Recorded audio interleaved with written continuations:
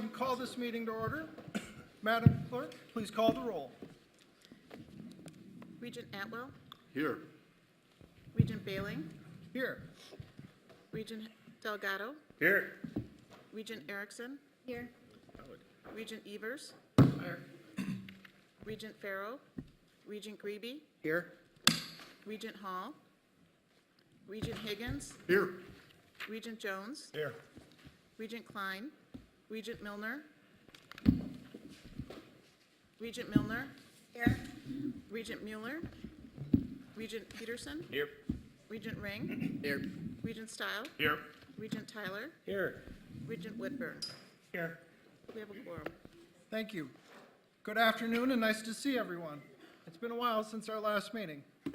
First off, I'd like to thank Chancellor Meyer and his team for welcoming us to UW-Stout. Chancellor, this is a tremendous campus and it's always great to be back, and thank you. We have a busy agenda today, but before we get started, just a couple quick introductions from President Cross. Thank you. You rub the mic here. Thank you and good afternoon. We have several new colleagues joining us for their first Board of Regents meeting. So first, please join me in welcoming Karen Schmidt. Karen, would you please, please stay standing. She's the new provost at UW Colleges. Karen previously served as Dean of the School of Arts and Sciences and Vice Provost for Research and Sponsored Programs at the University of Alaska Southeast. She has extensive experience in two-year access institutions and online education. She also has held a number of research and science coordinator manager positions at the University of Washington with Exxon, ITT, and Arctic Services. She has a PhD in geological sciences from Columbia University and a master's in geology from the University of Otago in New Zealand. Karen grew up on a family farm outside of Madison and earned her undergraduate degree at UW-Madison. So the move to Wisconsin is coming home. So welcome, Karen. We welcome you.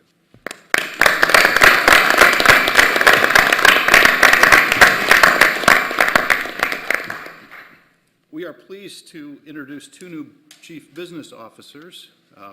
Grace Cricket. Grace, would you stand? There's Grace. Please remain standing. Started in her new role as Vice Chancellor for Administrative Affairs at UW-Whitewater on August 1st. She comes to us from San Francisco State University, where she served as Associate Vice President for Business Operations. Grace previously served as a Senior Vice President and Chief Risk and Compliance Officer at the American Automobile Association of Northern California, Nevada, and Utah. She also spent 9 years as Chief Risk Officer at the University of California. Grace received her Bachelor of Science at the University of Redlands in California, and she is a graduate of the Harvard Business School General Management Program. So welcome aboard, Grace.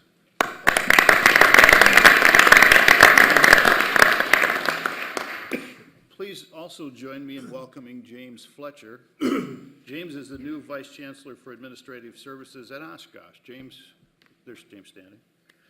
James comes to UW-Oshkosh from Idaho State University, where he served as Vice President for Finance and Administration since 2007.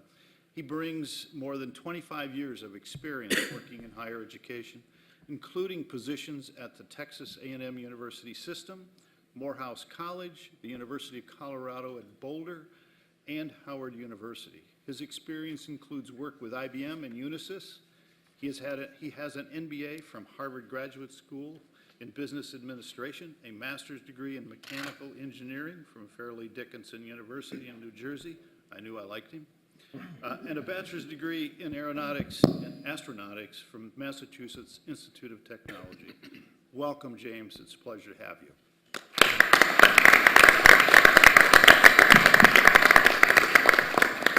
Back to you, President Baling. Thank you. On behalf of the board, we look forward to getting to know our new colleagues.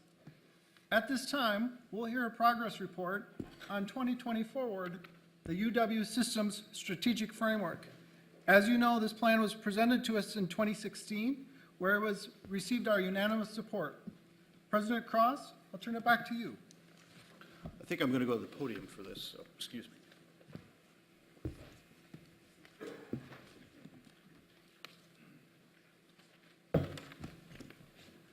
Today, I will present the first annual report on our progress with 2020 Forward, our system strategic framework and plan. In 2020 Forward, we crafted a framework for the future of the University of Wisconsin system that is focused on how the university can most directly and effectively help the state prepare for the future. As you will recall, this plan is a dynamic framework that reflects the voices of thousands of Wisconsinites on campus and off campus, individuals, legislators, community and business leaders who shared their concerns with us, their needs, their ideas, and yes, of course, their dreams. It was also created with a deep understanding and appreciation of the challenges facing the state. You all have copies of the 2020 Forward Plan in front of you. Pull that out if you would and follow along with me as I attempt to connect some of the information with what is in the report. So if you'll start by turning to page 9, let's review those major challenges. Challenge number 1, the top of the page on the right, Wisconsin demographics. This is our most pressing challenge. So I'm going to spend a little more time on this challenge than the others. While Wisconsin's population overall is growing, our workforce numbers are flat. As you can see on this chart, and I want to spend a little time and let you stare at this a minute, I think we have to absorb these numbers a bit to understand the size of this challenge. As you can see, the number of people aged 65 and older in Wisconsin is expected to boom in the next 20 to 25 plus years, accounting for almost 95% of our population growth. It is depressing when you think that the future growth of this state will look like me.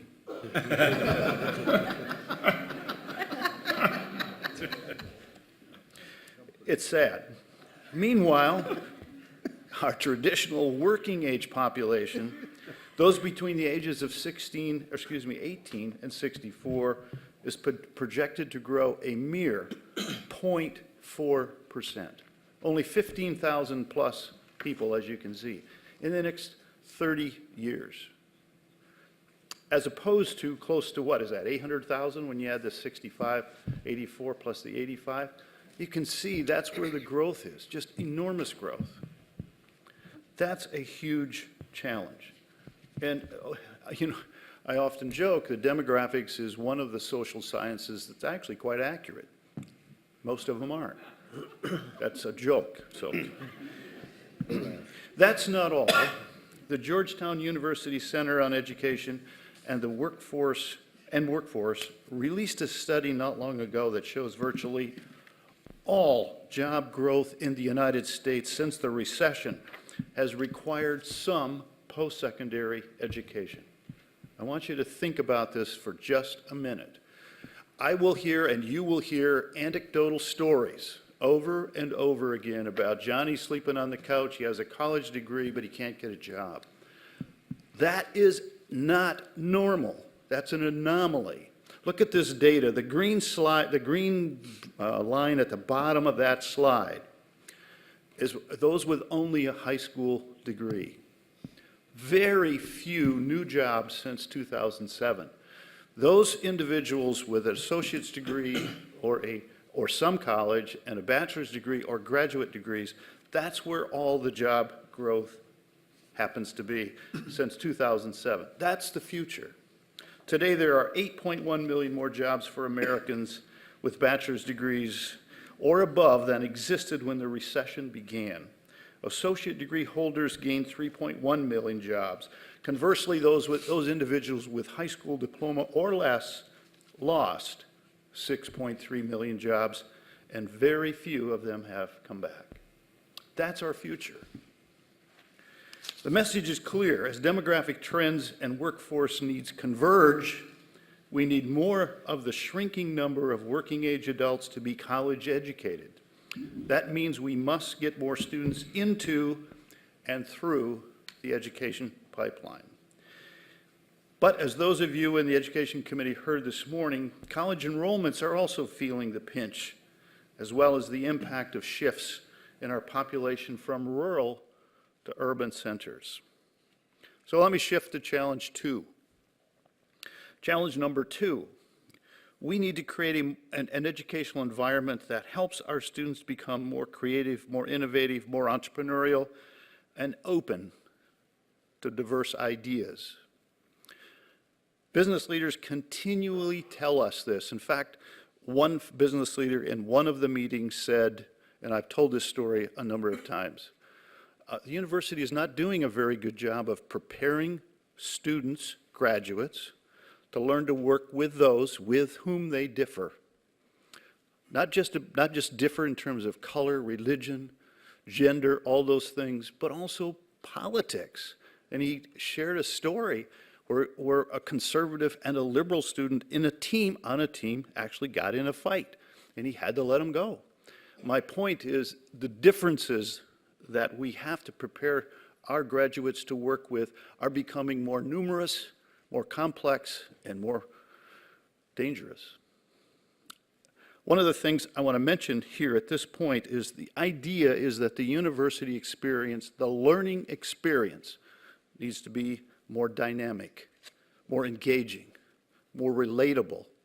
That's our goal number 2 in response to this challenge. Challenge number 3, as expressed on that page, improving our connections with businesses and communities.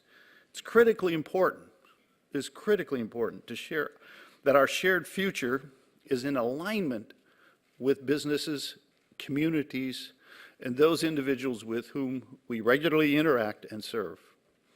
I used to say as a consultant to businesses, I need to understand where you think you want to be in 5, 6 years.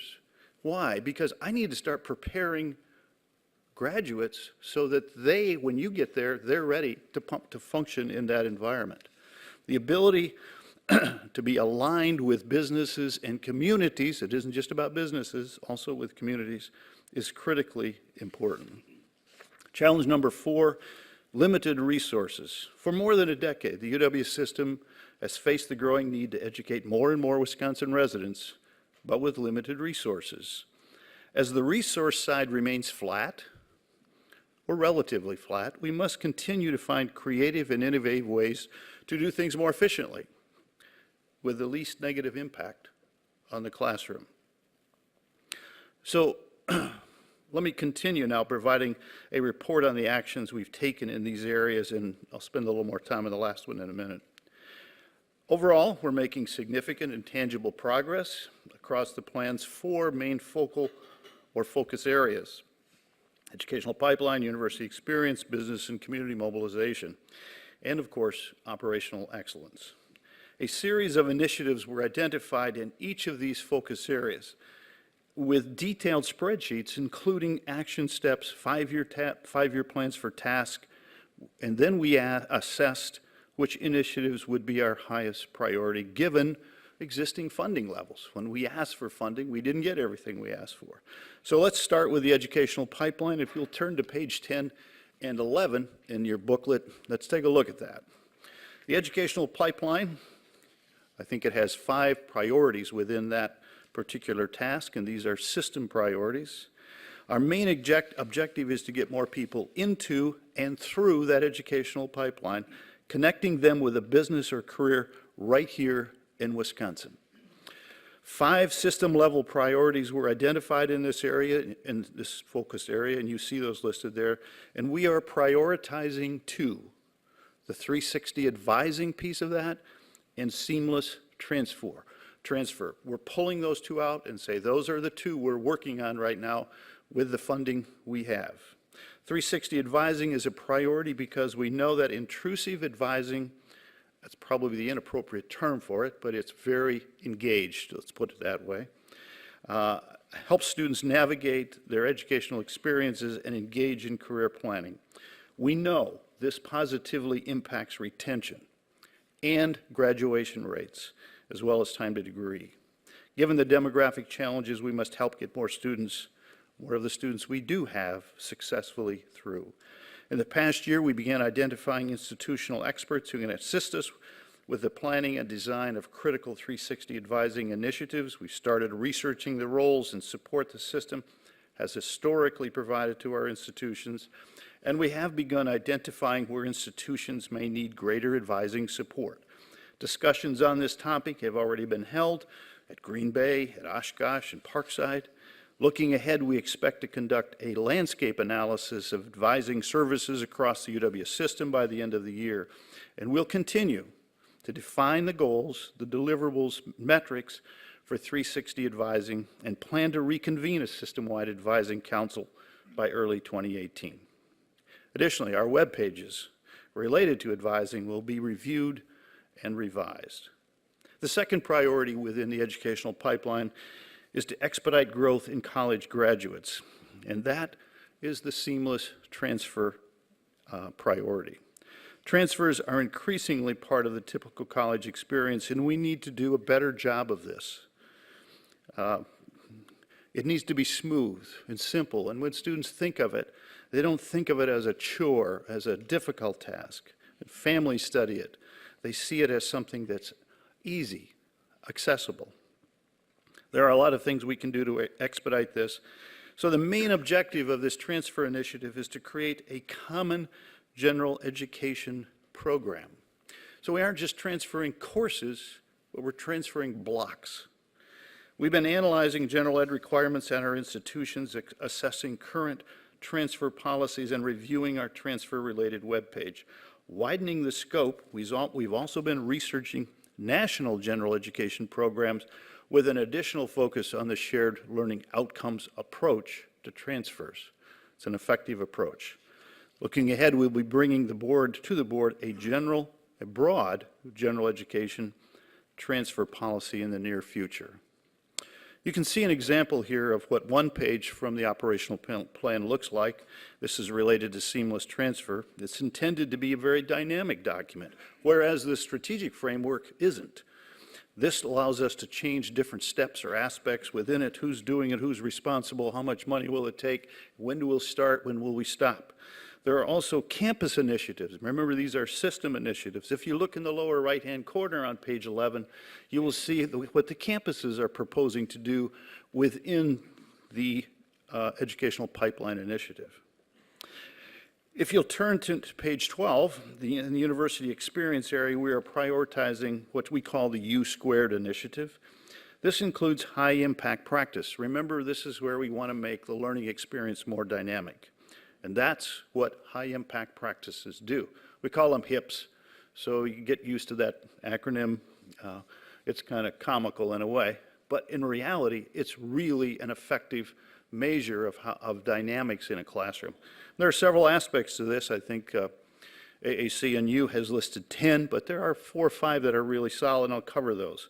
Research clearly shows that these practices, things like internships, undergraduate research, service learning experiences of the right type, capstone projects, and collaborative learning are hugely beneficial to students, leading to higher retention and graduation rates. These kinds of learning experiences also translate to qualities that employers seek: critical thinking, creative problem solving, and collaborative styles of work.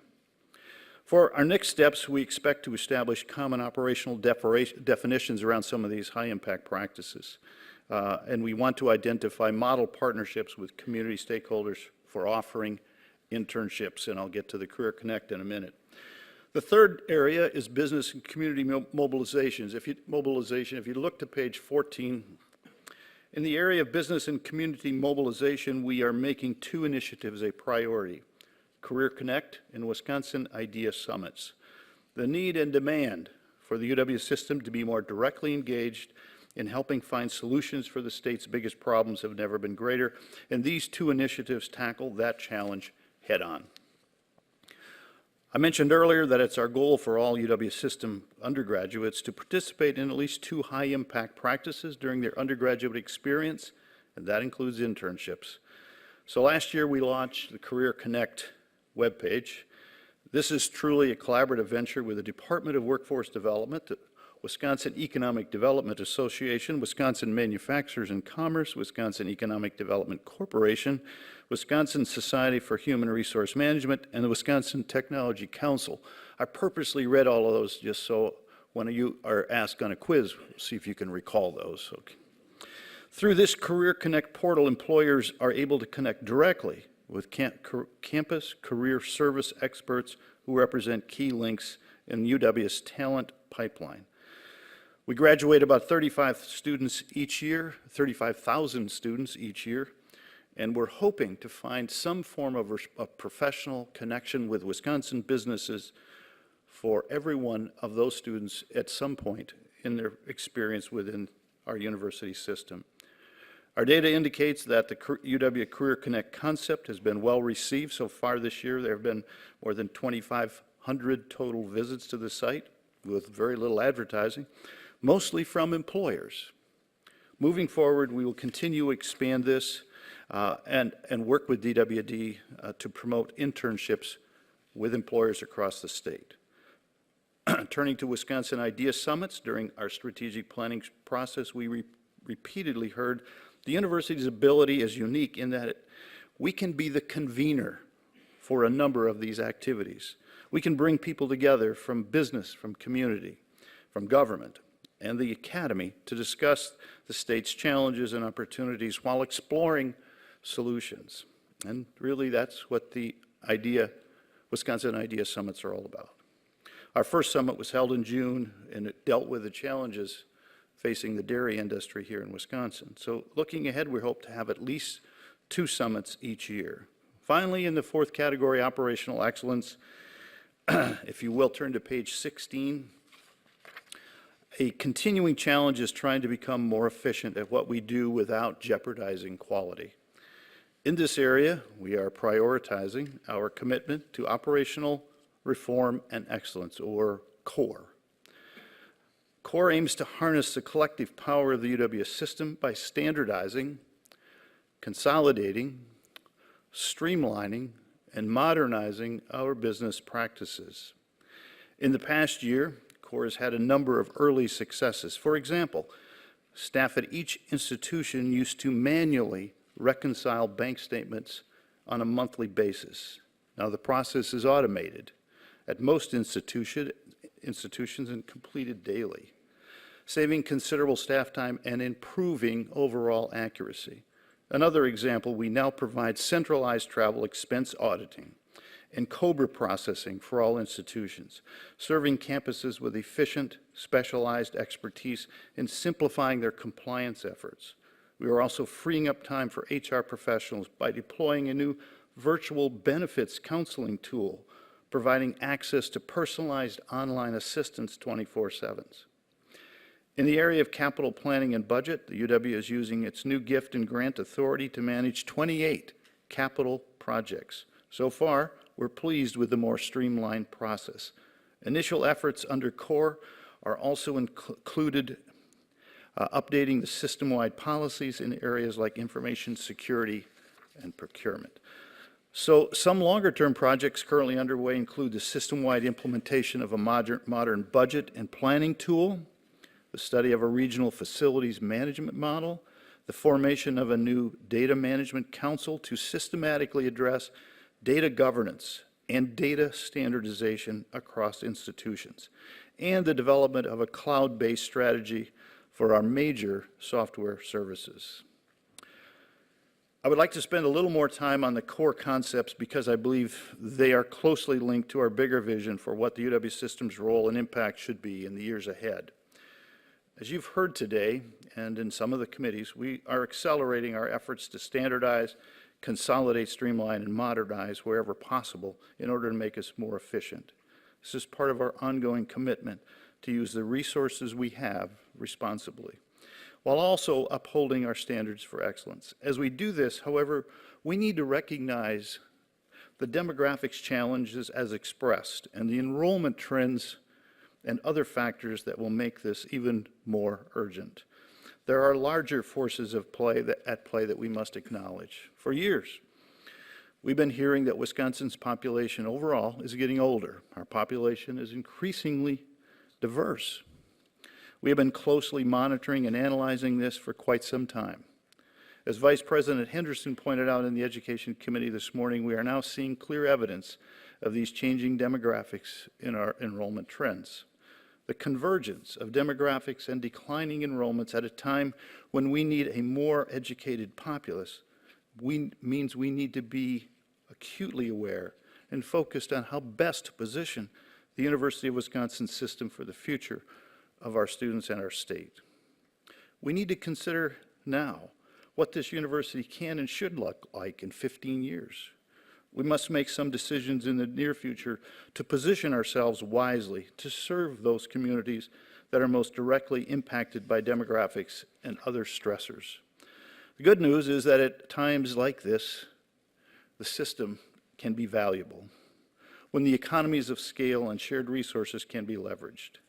It is fitting these issues be considered as part of our strategic plan, our 2020 Forward Framework. And I intend to continue this analysis and discussion of how we build and adapt the UW system to best meet the needs of Wisconsin and its people. We need to ensure that we have a university, infrastructure, and plan that is focused on meeting future needs, not just maintaining the status quo.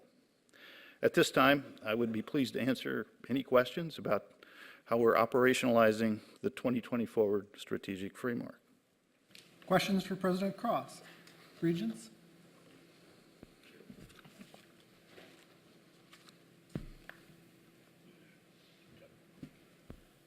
You. Okay. Regent Peterson, go ahead. President Cross, great presentation, thank you. You know, we've spent a considerable amount of time as a board crafting the strategic plan, and kudos for it being smaller, and more targeted, more refined, more crisp. What are we doing to publicize that beyond making certain that the folks in this room are clearly aware of our efforts? How are we making sure that citizens are aware that we've really focused on reforming our strategic plan and we have a good vision for the future? Maybe just provide some commentary on that. Regent Peterson, I believe that's an area where we do need to spend more energy. You see campuses doing a number of the initiatives that are part of the plan in each of those areas, and they do get press locally. But seeing it at a statewide level, I think we do need to do more work in that area. I think that's a good observation. Questions by other regents? If not, chancellors, would any of you like to weigh in as well?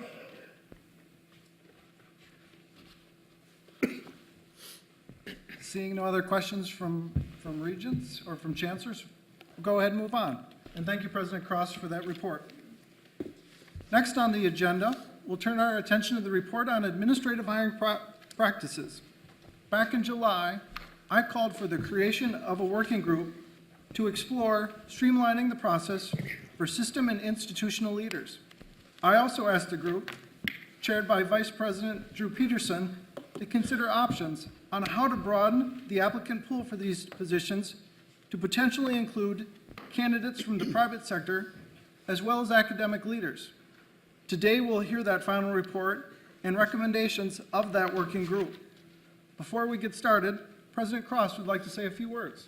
President Cross, the floor is yours. Thank you. Recruiting and selecting the leaders of our institutions is one of the most significant responsibilities we have. So I appreciate the hard work done by this work group to help streamline our process and also to help ensure that UW institutions, our students, and Wisconsin taxpayers get to find leaders they deserve. We acknowledge the rationale that exemplary leaders can be drawn from diverse experiences and backgrounds. While the number of individuals on a search committee has been reduced, I encourage faculty and staff to create strong and meaningful ways for the campus community to provide input to the search committee. So I support these recommendations. That said, I am disappointed that our request to veto the chief academic officer position from discussions about considering candidates from non-academic circles was denied. I believe the chief academic officer of the university should have tenurable credentials, but I recognize that this is now the law, and this policy reflects that law. With this in mind, I'm in favor of the policy and I support the resolution today. Thank you, President Cross. I will now ask Vice President Peterson to present the findings and the recommendations of the working group. Vice President Peterson, the floor is yours, and thank you. Thank you, Regent President Bailey. I'm happy to have this opportunity to report to the board about the work of the Administrative Hiring Group and our practices. As you all know, this group was asked to review our existing policies and procedures regarding hiring administrative leadership at both our campuses and at system administration. We had true primary focuses. First, we wanted to find ways to make our hiring process more attractive to prospective candidates and streamline that process so it's as efficient as possible. Second, we wanted to ensure our future candidate pools consider both academic and non-academic candidates. I'll address the reasons for acting on both of these important goals throughout my remarks. One of the guiding principles of our group was the fact that our work group should not be viewed as a negative reflection on our current group of chancellors or the system president. I think everybody on this board, and certainly those members of the work group, would agree that we have an incredibly talented, dedicated, and impressive group of leaders serving our institutions currently. The real issue at hand is the next generation of leaders that we need to attract. According to a 2017 study conducted by ACE, the average age of a university president or chancellor is 62. That's a full decade older than it was 30 years ago. More than half of all university heads are expected to leave their posts in the next 5 years. Therefore, the work group focused our attentions on how can we make sure that the system continues to recruit and hire the best and brightest considering these challenges. The job of a chancellor is changing as well. That same ACE survey states that 65% of chancellors say budget and management is the task that they find most time-consuming as part of their job. Fundraising is a close second. Therefore, our work group considered what steps can we take in the search process to ensure that we're capturing candidates who reflect the new realities facing university leaders and maintain some of those newer skill set requirements to succeed at the highest levels. Simultaneous to that concept, how can we do a better job developing the talent that we already have at the faculty and the dean level to prepare them to step up for the job of chancellor? If you look at the numbers, we'll need to address this challenge on both an external and an internal front, which means we need to train our best and brightest in Wisconsin for future advancement, while also seeking great talent from other circles. Finally, how can we make sure we have a search process that doesn't get dragged out in a way that actually discourages the best candidates from participating or applying altogether? That's been our previous history. Anybody who's been responsible for recruiting or hiring candidates in the private sector would look at this process and be astonished or at least stunned at the inefficiency associated with the search process. I believe we can and should streamline our processes while still seeking to maintain shared governance and transparency principles. Our research from previous Wisconsin searches has shown hiring new chancellors can take anywhere from 5 to 9 months. That's simply too long. Our discussion focused on addressing these issues, and I believe our report and the recommendations included will do just that. First, in order to streamline the hiring process and increase accountability, I'm recommending on behalf of the work group reducing the size of a search committee from 17 to a total of 10. The membership would include 5 regents, one of which would be chair, 2 faculty, one of which would be vice chair, a student, staff, and a community member or alum of the institution. By utilizing a smaller committee, each member will be more empowered in the process. That's something important to me. I believe that was important to the work group. And that includes the regents, all of us. Taking a more hands-on approach in the hiring process will send a message to the citizens of Wisconsin, the legislature, and the governor that this board is engaged and is willing to take ownership of one of the most important decisions that comes before us. One of the constant themes we heard throughout the work group process in our own research on the topic of a need for a smaller, more manageable search and screen committee was profound. Susan Van Gilder, an executive search consultant with Storbeck and Pimentel, who presented to the work group, offered that a smaller committee would not only speed up the process, it would demand search member engagement, and it also helps to keep the work of the search focused. We heard the same from many search consultants that we talked to, and even candidates that have gone through our process. A smaller committee is clearly a huge improvement. I've entertained contrary arguments from a couple of campuses that said 10 people who are assigned this important task of selecting the next chancellor cannot make an informed and intellectually honest decision. and I've found those arguments to be unpersuasive. It's an honor to serve on a search committee. I've served on 5, and I believe that that commitment will exist to make informed and exceptional judgments and selections based on the applications put before the committee. Another significant change called for in this report is the prohibition on institutions requiring candidates for chancellor and vice chancellor have a terminal degree or have the academic and professional resume necessary to achieve tenure at an institution. This provision is directly in response to the statutory language that is included in the state budget. As I said earlier, we will need to cast a wider net to attract the best candidates for chancellor and system president, and for that matter, that will need to take place in the future. As the role of chief executive officers in higher education continues to evolve, this provision will ensure we are able to recruit, attract, and hire candidates with the skills and experience necessary to excel. I would add here that the work group, including me, did not embrace the idea of expanding the prohibition to include vice chancellors. We believe decisions about the qualifications and hiring processes for positions like vice chancellor should be left to the institution and the chancellor. Under this new policy, local control for hiring vice chancellors will remain on our campuses. However, we felt compelled to include language in the policy document before you because the new statutory language regarding chancellor qualifications also includes vice chancellors. We cannot be in violation of state statute, and addressing it in board policy ensures that each of our institutions are aligned with that new law. Another item in our report that would require policy change is the reduction in the number of announced finalists from 5 to up to 3. We believe many candidates are reluctant to allow themselves to be announced as a finalist if they only have a 20% chance of getting the job. Employers are never happy to find out their employees are looking elsewhere, and an announcement that an employee is a finalist can damage a relationship if the employee doesn't get the job. Announcing those who at least have a 33% chance and most who have a 50% chance likely reduces the challenge of this situation. The other recommendations included do not require policy updates, but will help improve our hiring process.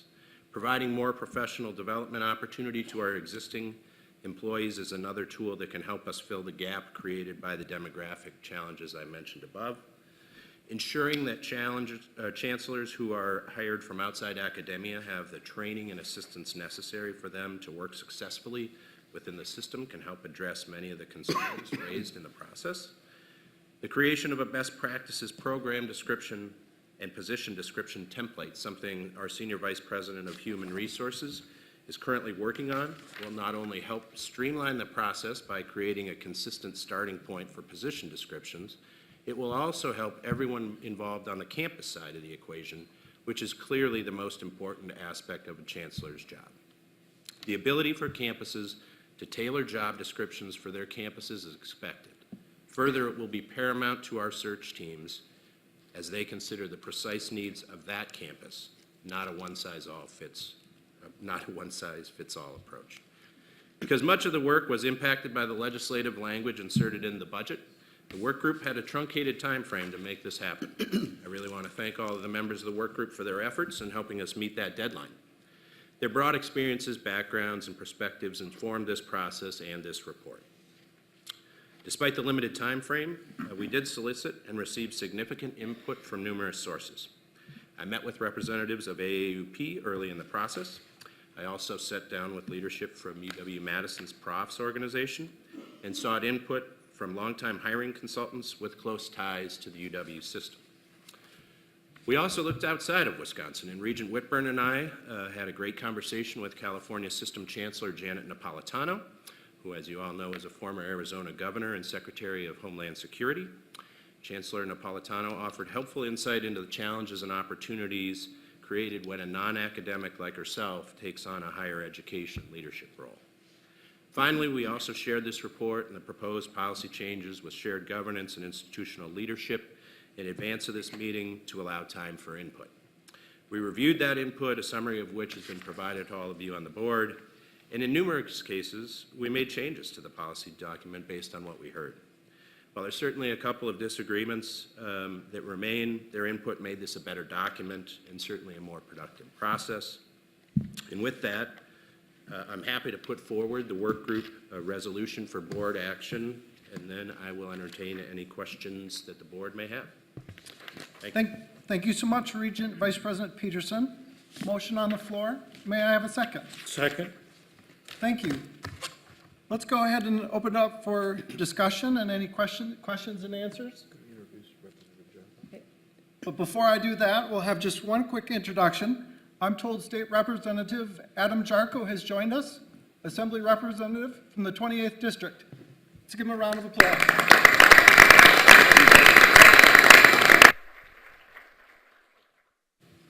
Thank you so much for joining us, Representative. Now, back to the floor. We've received a motion and a second. Discussion, questions? Who'd like to go first? Regent Whitburn. I had the honor of serving as the vice chair of this working group. Since being appointed a regent, I've served on 6 searches, one that failed and one that almost failed. I share Regent Peterson's conclusion that improvements can be made. A second on what I knew prior to this assignment, a couple seconds on what I've learned since. Like most of you, I knew that former Indiana Governor Mitch Daniels was successfully leading Purdue University, like us, also an R1, coming out of a non-traditional background. I also knew, as Regent Peterson has mentioned, that former Attorney General, former Governor, former Homeland Security Secretary, Janet Napolitano, also a non-traditional leader in higher education, was now leading the massive University of California system. We have 2 R1s. She has 9. But what didn't I know? I didn't know that in Massachusetts, a center of massive quality higher education, the University of Massachusetts system today is being led by a former congressman. I hadn't realized that a former White House advisor in the Bush administration and former U.S. Education Secretary, also another non-traditional leader, is currently leading the University of North Carolina, and it's overseeing its Chapel Hill campus in the excellence known there. I also didn't know that a retired admiral, naval admiral, is serving as chancellor and leader of the University of Texas system. Our flagship ranks number 3 in the issuance of doctorates nationally. His Austin campus outranks Wisconsin, Madison's flagship, in the issuance and granting of PhDs. I also didn't know that former businessmen are currently in the top leadership posts at both the University of Colorado system and at the University of Iowa. And just last week, I learned that President Obama's second HH secretary, Sylvia Birdwell, has recently become president of American University, based in Washington, D.C., the only private of the list of systems that I've mentioned. So I did find this quite interesting, and I did find it telling. And I think consistent with Regent Bailing's thesis that here at Wisconsin, it is prudent for us to widen our window in facilitating more robust consideration of non-traditional candidates for our top posts. Thank you, Regent Whitburn.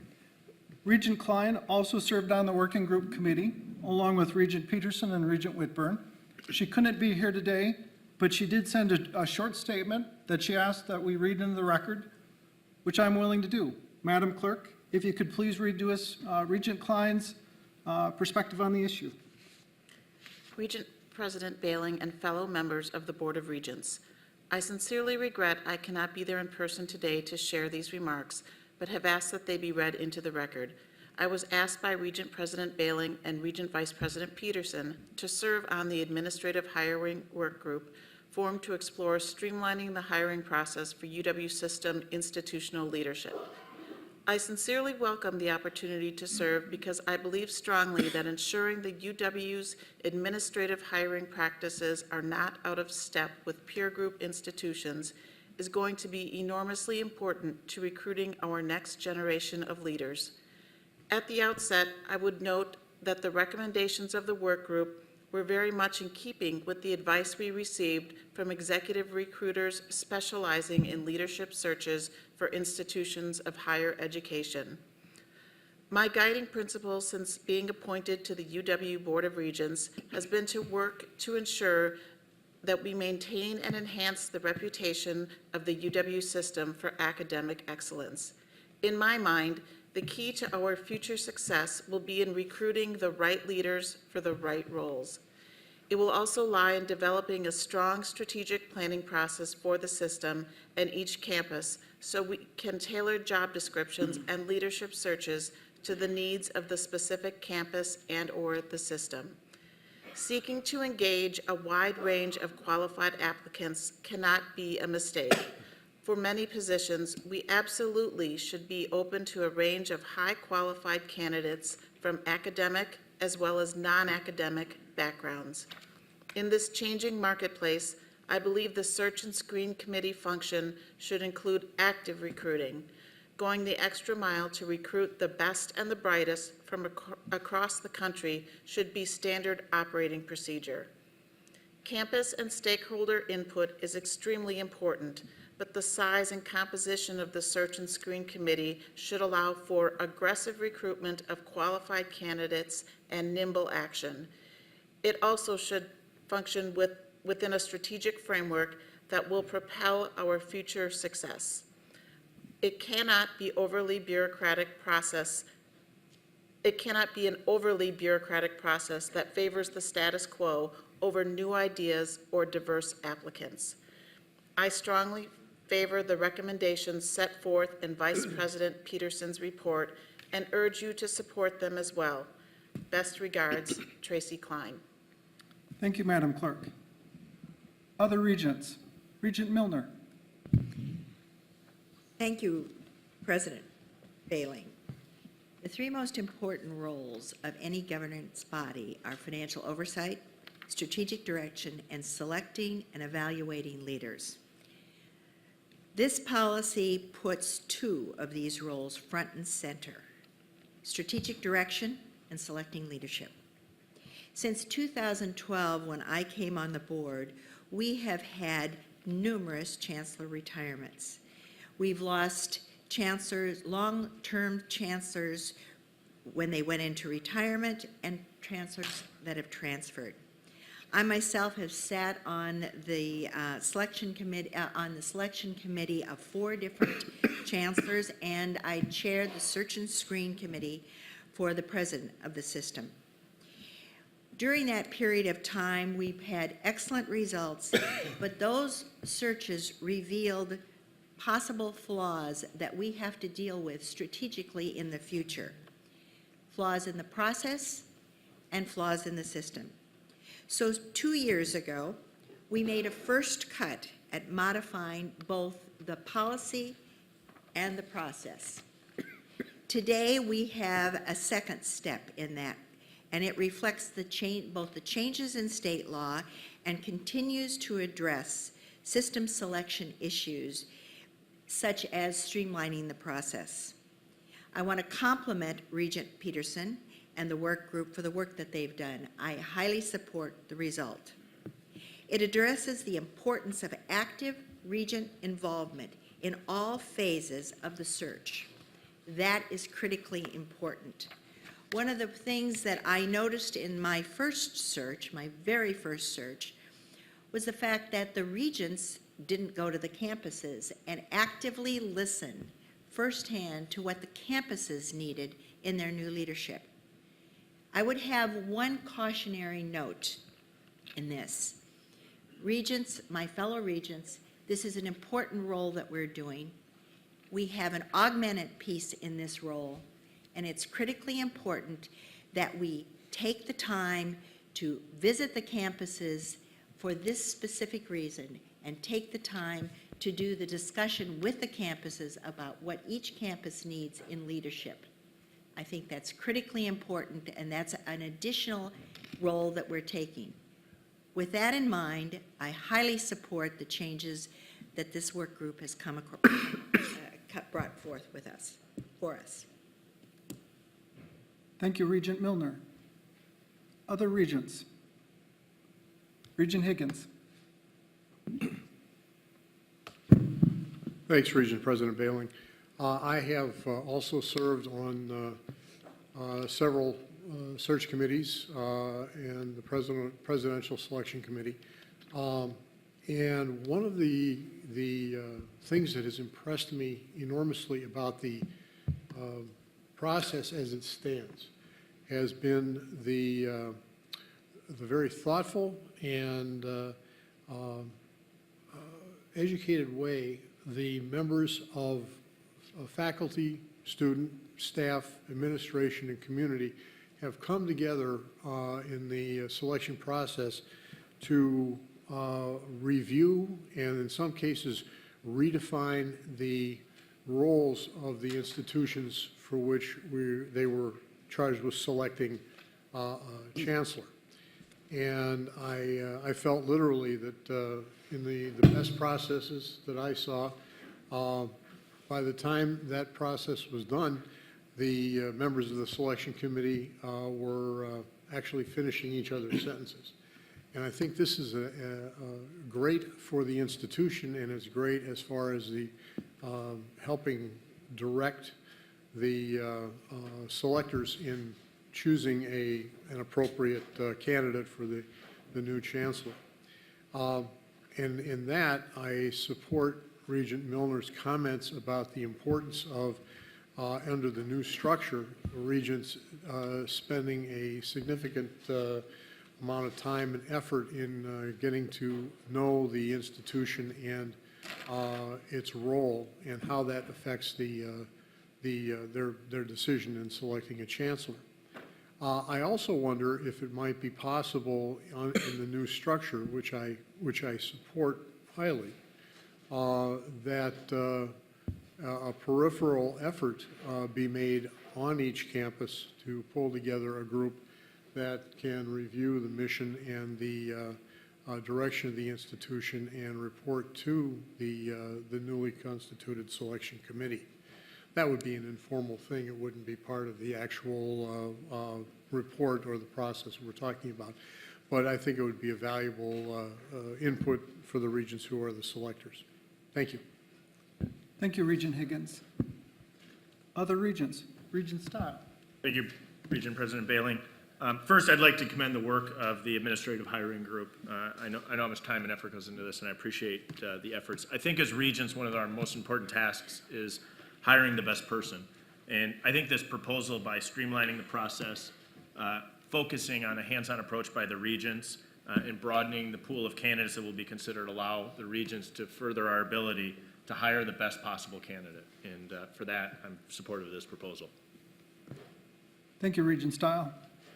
Other regents? Any other discussion? Regent Evers.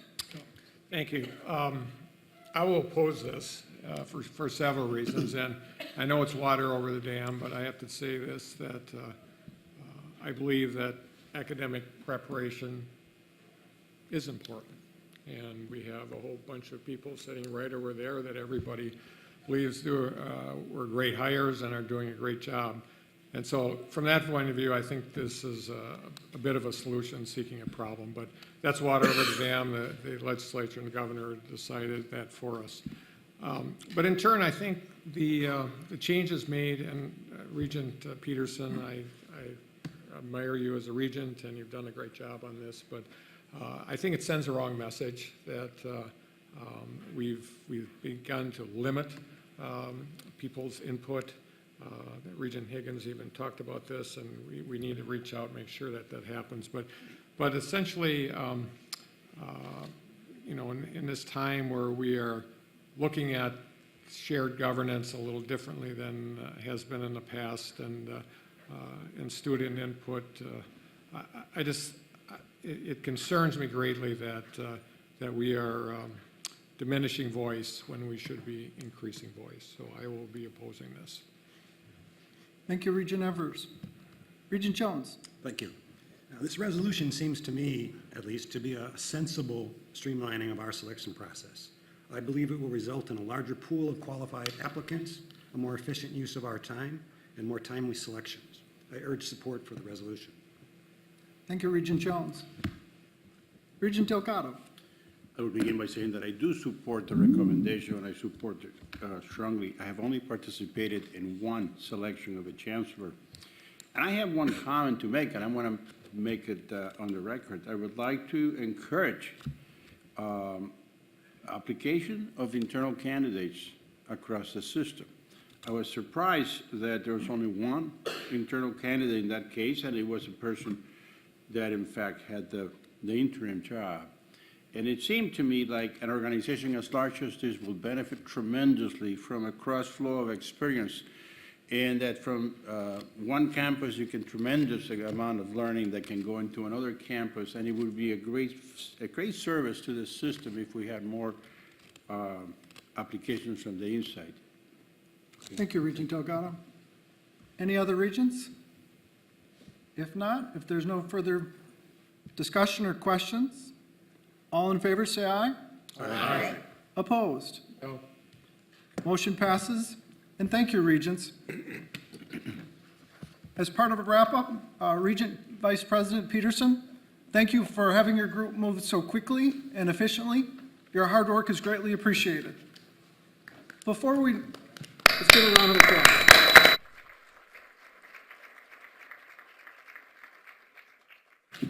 Before we move to our next agenda item, I also wanted to make one more important introduction. And I don't want to get ahead of myself in terms of my comments for tomorrow regarding the great state budget that we received as a university system. However, it's because of State Representative Adam Jarko, who I just introduced, and our other good friend who's here, State Senator Sheila Harsdorf. Please stand.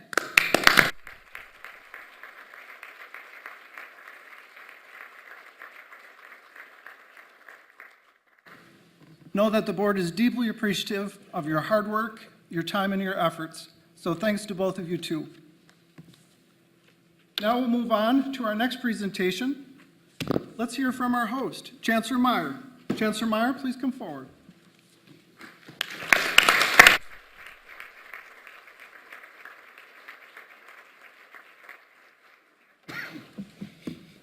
Greetings and welcome, everyone. As the Regent President mentioned, I'm Bob Meyer, the Chancellor at UW-Stout, and I am Stout proud. I'd like to start with a video that shows you what Stout Proud is all about. I hope you enjoy the video.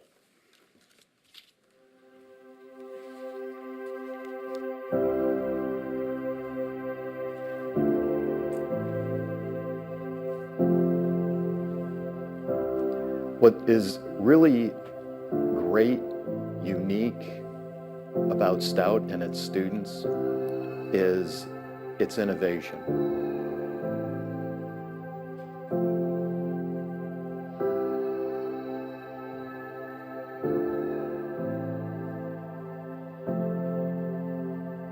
I think college life is incredible. It's an incredible opportunity for people to have. And it really opens you up to the world, to your classmates and to others. And it's a part of your life where you can really explore. You can look around. You can try things. Stout is still true to the mission of James Huff Stout, the founder, and we're still very active with hands-on applied learning. I loved my experience at UW-Stout. It was so fun and so rich with all aspects, academic, my work experience, and life experience. I had a great time. It was a true, wonderful memory, great part of my life.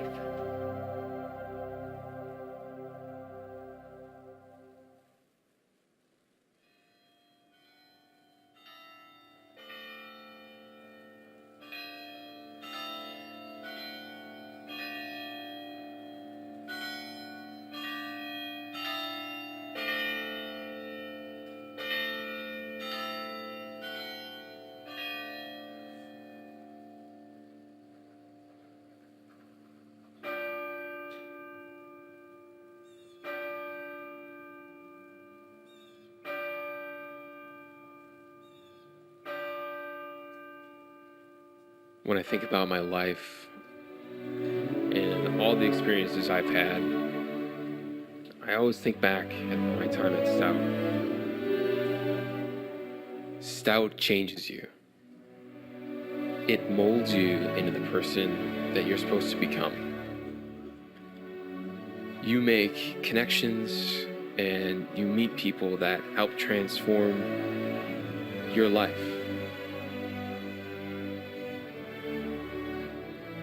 I think one of the things that I really remember a lot as a student is after returning home for a while, maybe for a holiday coming back, this really was a great campus to come back to, regardless of the season. We live in God's country here, so it's always been great to come to Menominee, Wisconsin.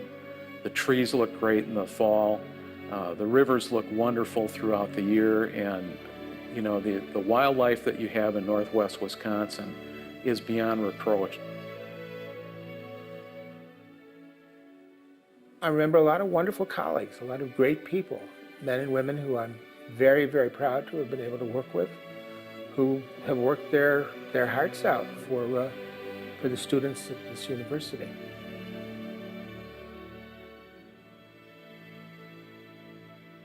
One of the things that I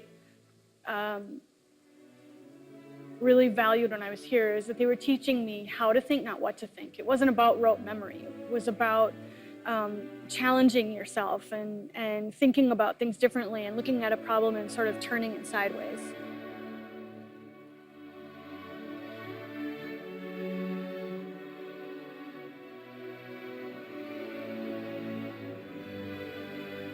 I think graduates of Stout, when they graduate, have great pride in Stout.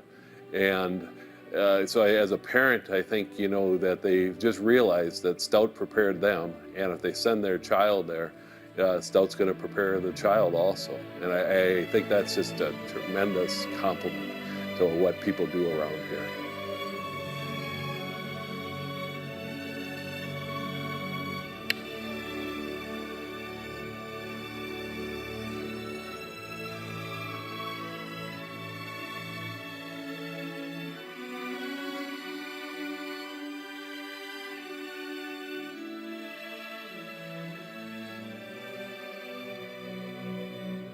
Have a first down at the 15-yard line of Oshkosh. Myshak, play action. He's got running room. Takes it outfield, and Myshak will score a touchdown. That was on national TV, by the way. I'm working with the staff that are here because it reminds me. Of the bells. Well, that's the one, right? Right. You should have started with When you that. get this job as the chancellor, I remember walking on campus and the bells rang, and it just, all of those emotions of walking down this path right here in the wintertime when it was really cold and the bells were ringing, that really brought me back to Stout again. Stout is dynamic. Stout is innovative. Stout is evolving. Stout is family. Community. Fun. Quality. Proud. Home.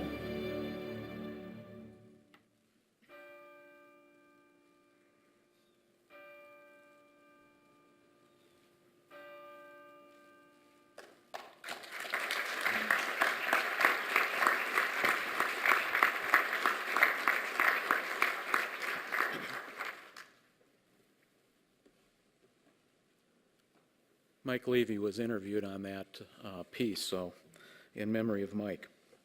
Wasn't that a great video? Every time we show it on campus, faculty, staff, students, and alumni tell me that it brings them to tears. And that's how powerful the pride in UW-Stout shows through.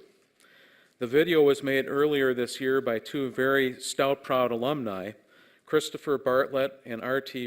Vries, who co-own North Studios in Eau Claire. They worked on the video for 2 years, and it really shows, doesn't it? I'm very pleased. I believe that Chris and RT are with us today, and I'm wondering if they could stand up and be recognized.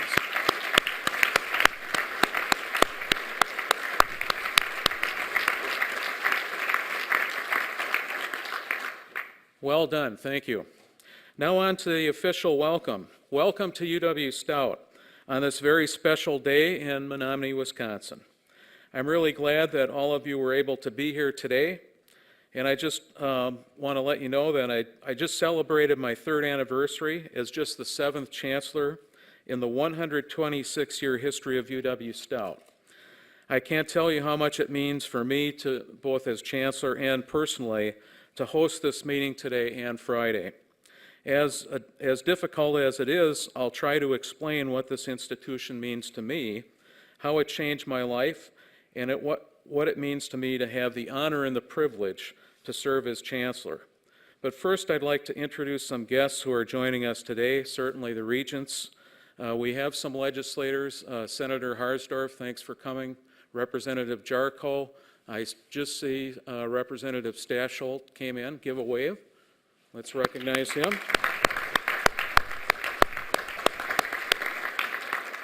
And we have word, too, that Representative Petrick plans to join us. I don't think he's made it here yet, but he's planning to come. Welcome UW system staff, our students, our governance leaders, which include, and I want to call them out, Nelu Genchu. Is Nelu in the audience? He's our Faculty Senate Chair. Josiah Ray, our Academic Staff Senate Chair. Thank you, Josiah. Mike Smith, University Staff Senate Chair. And Alex Vernon, our Stout Student Association President. Thank you all for coming today. You're great to work with on a daily basis to make the campus a better place.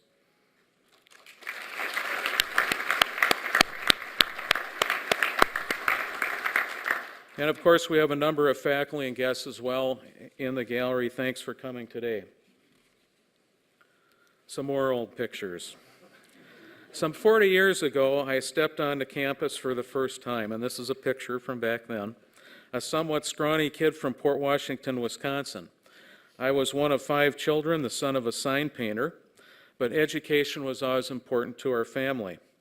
I came to visit UW-Stout with my father, and it didn't take long for us to decide that I had come to the right place.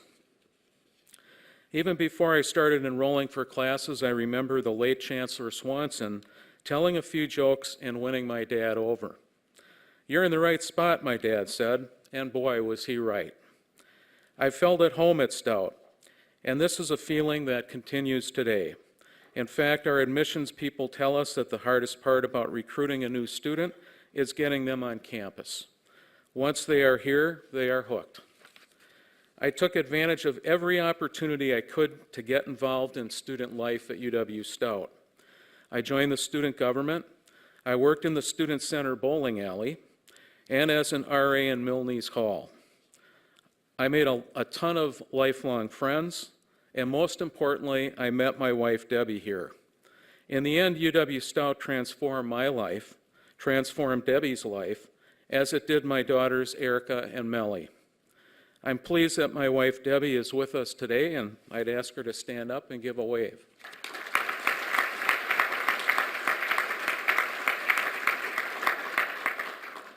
Well, enough about me. We are very proud of our history at UW-Stout, which is 126 years in the making.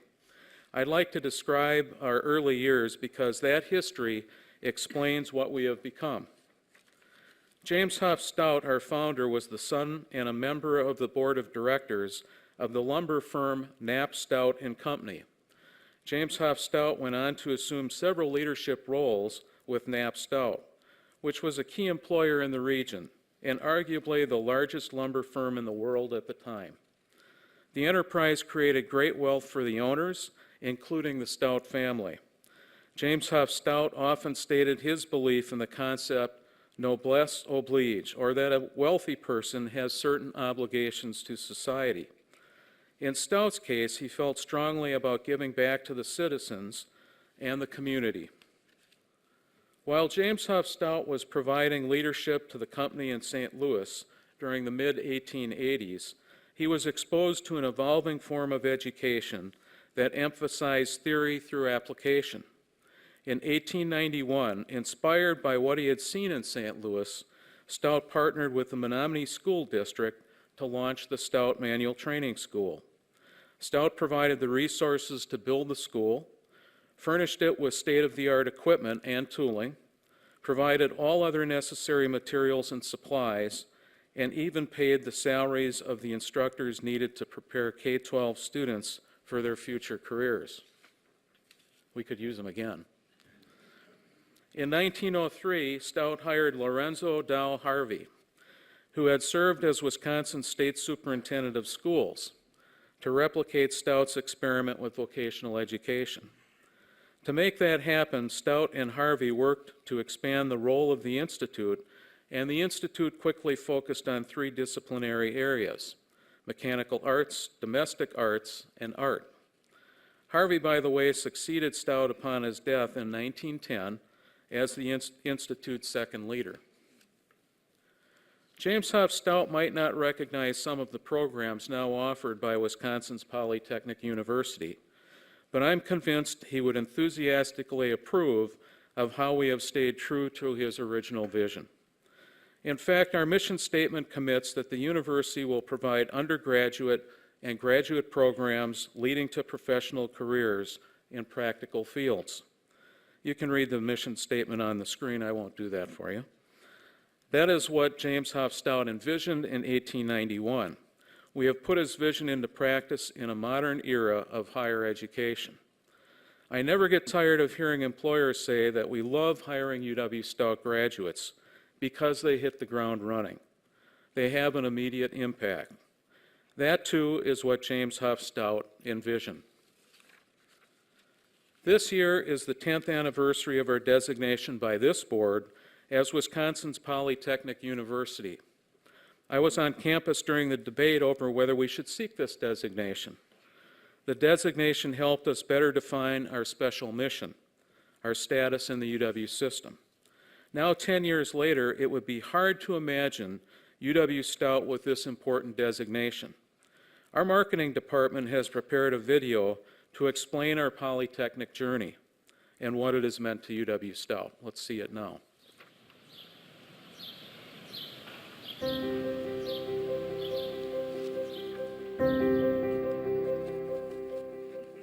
A Polytechnic University means that we're going to be able to apply what the students learn. The Polytechnic University is a commitment to applied learning, to collaborations, and a real connection to industry and the needs of a community and a region.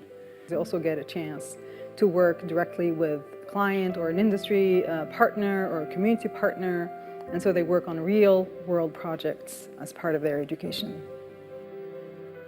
The Polytechnic designation process at UW-Stout was a long process. In 2005, I joined a committee that looked at the mission of the university and how do we describe it to other people. And so as we worked on this committee, we looked at other universities around the nation, around the world. And as we recognized how we fit with other universities, this term Polytechnic came up. And so in 2007, we presented a proposal at UW Board of Regents to declare UW-Stout Wisconsin's Polytechnic University. And they loved the proposal, and they granted this designation. The Polytechnic designation really does identify what's important to us. It seems like our sentences tend to begin with things like, as a Polytechnic University, we must do these types of things. We've taken on a greater responsibility. When you come to Stout, you want to learn by doing. It helps define not only externally, but internally as to who we are and what our mission is.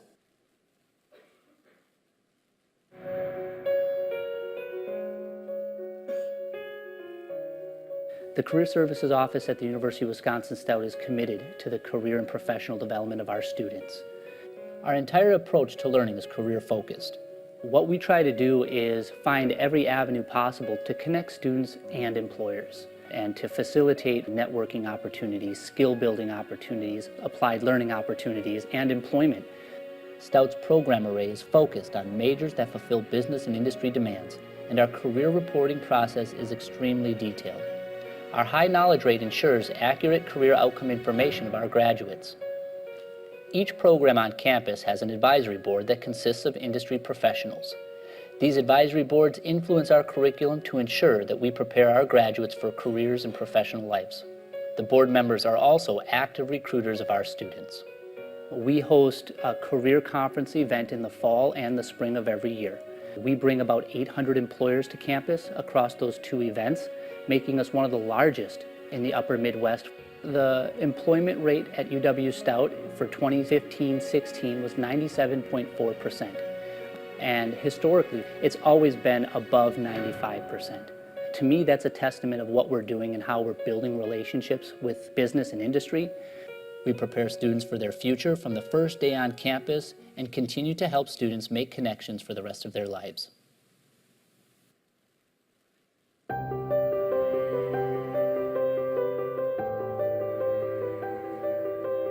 As part of the Polytechnic mission at UW-Stout, we blend theory with practice in all our classes. You are going to work on real-life projects in your classroom. Take the students either to a company or bring a company to the class, and then the company will give them a challenge. And we look at, okay, what can we do with this client? They worked with a golf course in the Dunn County area. They also worked with local retailers here where they helped them redesign their marketing or even reposition themselves with new products.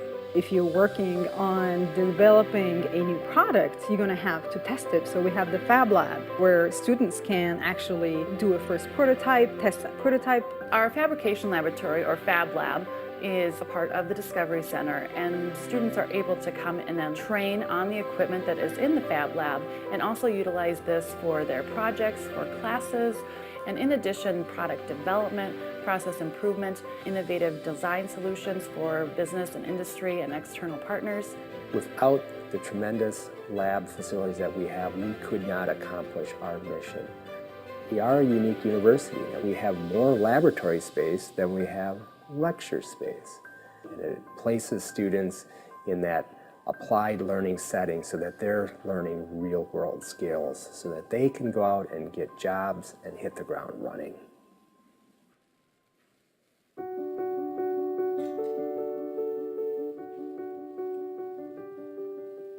The Discovery Center serves as the central connecting point on our campus between the faculty, students, and staff, and connecting them with business and industry and some of the needs that they might have. Since 1994, the Discovery Center has engaged in and facilitated more than 500 collaborative applied projects with faculty, staff, and students. And through this, they have provided technology transfer also for over 1,000 companies. These activities have helped create or retain over 5,000 jobs and report over $650 million in increased sales, cost savings, or investment in their businesses. They build relationships with business and industry and educators that will be in their field. So it really helps to provide a centralized point for people to engage with us and to engage with the colleges on our campus. Within game design, there is a very strong element of collaboration. We knew that we had to have 2 sides of the industry, the art side as well as the computer science side. We are talking across colleges. In the School of Art and Design, in one college of Arts and Humanities, and then there's another game design program in the STEM college focusing on computer science. It's the thing that makes our program unique, and I think one of the things that makes us successful as well. The game design program has been very lucky to be able to participate in a number of different off-campus opportunities. We've collaborated with the McNally Smith College of Music in Minneapolis-St. Paul. We've also had students that have competed at E3 as well as the Game Developers Conference and become national winners at both of those. We've also been able to collaborate with the National Park Service, area historical museums and societies. I'm working with Northern Spark, so we've been very fortunate to compete on a national level and do quite well as on a local level, working with different organizations in the area where it's a win-win for everybody. They're getting a product and our students are getting experience working for a client. I feel really good about what we do at this university. When you come to Stout, you get a group of people who are committed to your success. We help students become a lot more than what they thought they could be. We have lots of first-generation college students, a community of students and faculty that are so close and hardworking. I feel like the luckiest faculty on the planet. And I say this with utmost sincerity. To be able to be part of this community that is both equal parts creative and hardworking and all in it for the same thing, to make this world a better place, a more beautiful place, a more enriching place. I am very proud to be here and to be of service to these students. I can say 100% confident that we are preparing students for the future. They are prepared to meet employers' expectations. They are ready to go and work in industry from day one. They don't need to be trained. They are ready to hit the ground running. Through all the experiences that they have here at UW-Stout, all the applied opportunities and collaborative activities that they have with business and industries, our students are ready to go. They're ready to go change the world.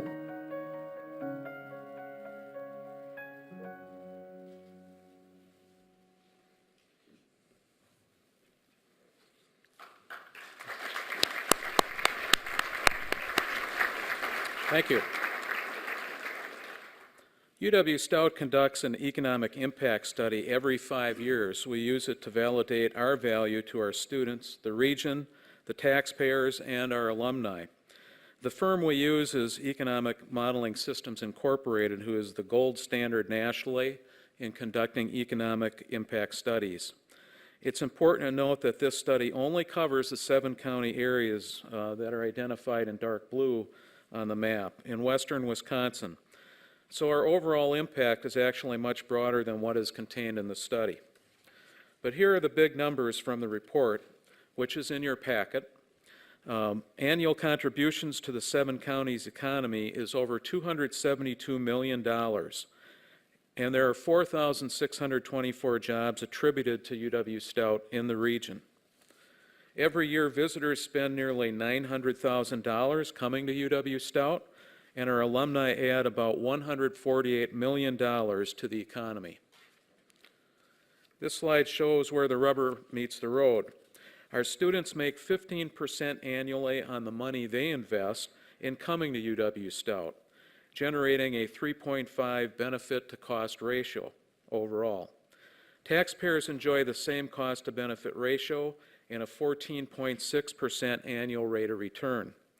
The cost-benefit ratio for society as a whole is 6.5. You might have heard that UW-Stout prides itself on its unemployment rate. For recent graduates, I'm proud to say that that rate for our 2015-16 graduates was 97.4%. It is also important to note that 85% of our graduates are employed in their field of study, a percentage that is also trending upward.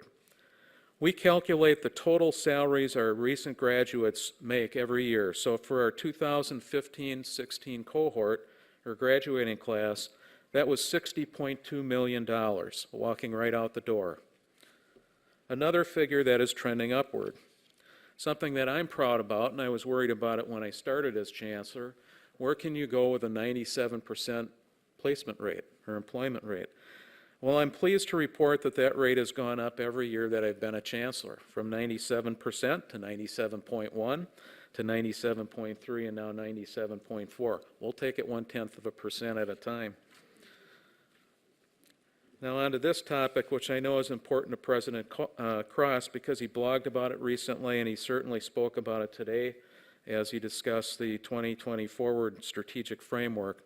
He has a goal to provide every student with opportunities to experience at least 2 high-impact learning practices, including internships and undergraduate research. I'm happy to report to President Cross and this board that we are well on our way to meeting that goal. The Polytechnic video talked about this, but one of the major reasons that our students have success upon graduation is because nearly 90% of them have some sort of work experience before they leave campus. Our cooperative education report is in your packet. It shows that we had a record 1,085 students participating in a co-op last year. We also estimate that about 90% of our students leave UW-Stout with some form of experiential learning. Another way our students gain valuable field experience is through faculty-student research. As a former faculty member, I know how rewarding this kind of interaction is for both the student and the faculty member. We could have chosen a spectrum of projects to highlight, but we had to pick one. One of our highest profile research projects is an NSF-funded project called the Lakes REU that is working on various fronts to help improve the water quality for the Red Cedar River watershed. That watershed includes Lake Menomin in Menominee here, and here's a short video describing that project.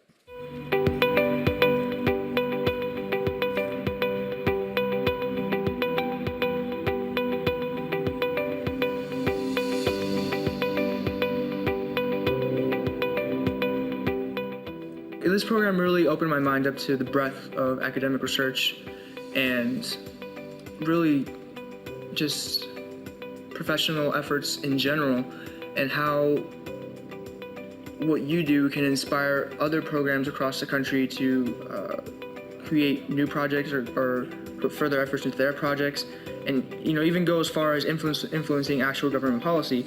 And that really inspired me to give this program my all and to almost take an entirely new road academically. I was considering grad school when I came in here, but after we're on week 5 now, I'm like really seriously considering going through with the PhD program in econ or something related, because this has turned out to be something that I really feel I could devote myself to. I think one of the most important ways that this has affected me, at least, is it's opened up my eyes to different passions that I may have. And so coming into this, I knew I was interested in environmental research and related to the economy, but I thought that I wanted to stay far away from agricultural stuff because I just didn't think it interested me at all, and it sounded really complicated. And now I think it's so fascinating and it's so important because it just affects literally everyone. And so I would have never known that that was an interest of mine if I hadn't been able to come here.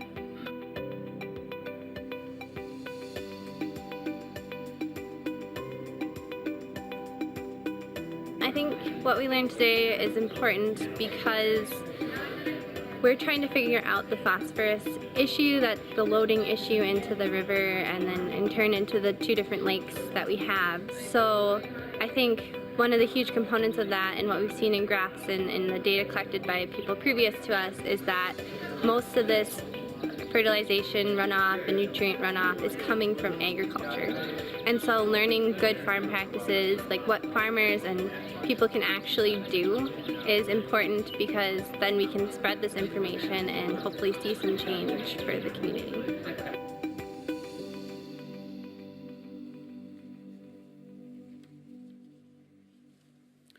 We have 2 of the researchers with us today, Associate Professor Nels Paulson and soon-to-be Stout graduate Laura Donovan, who I have had the privilege of working with last year. Laura was president of the Stout Student Association. Please help me welcome Nels and Laura to the stage. Nels will be speaking first.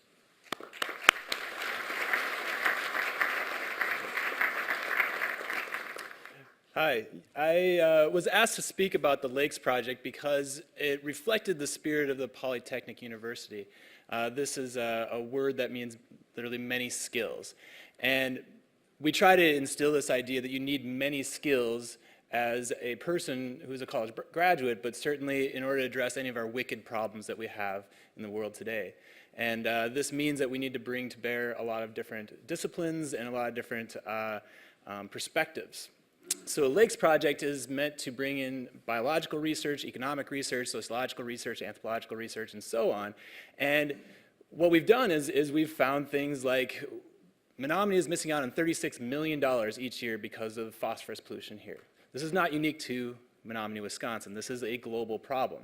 So the types of things that we've discovered here in terms of the cultural history of the water, in terms of the economic value of the water, as well as what's going on in the land, we've explored the natural phosphorus in the watershed. We can bring these to bear to other places. And it's because we bring together a lot of different people in this polytechnic vision. But the second component that has been successful about the Lakes Project is that we've moved forward with the Wisconsin idea, which can't be overstated in terms of its importance to this university and to the system. And the part of the Wisconsin idea that we've done with the Lakes Project is to make sure that our research isn't just published in academic journals, which it should be, because these are very important outlets, but that we directly disseminate our research to the community. We have community events every single summer to report out our research here in Menominee as well as the northern part of the watershed. You saw some of that in the video in terms of the poster presentations. We also have the reports coming out in the Dunn County News every single fall on the research, and we've been integrated into a lot of implementation strategies for trying to clean up the phosphorus pollution in the watershed and improve the soil health, as well as, of course, water quality.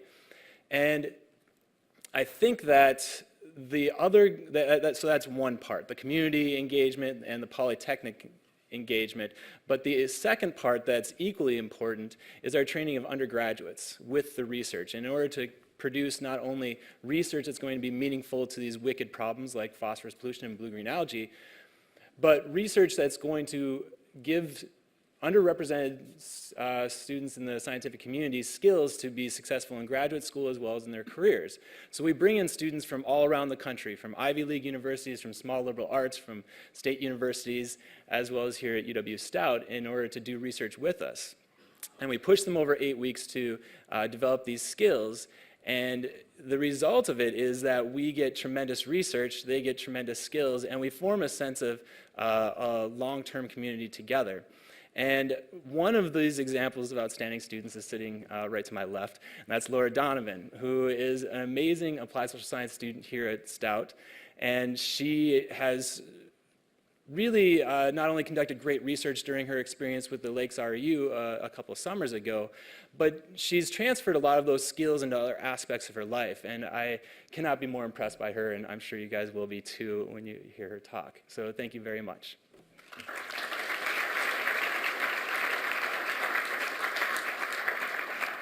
Hello, thank you for that shining introduction. I hope I can live up to it.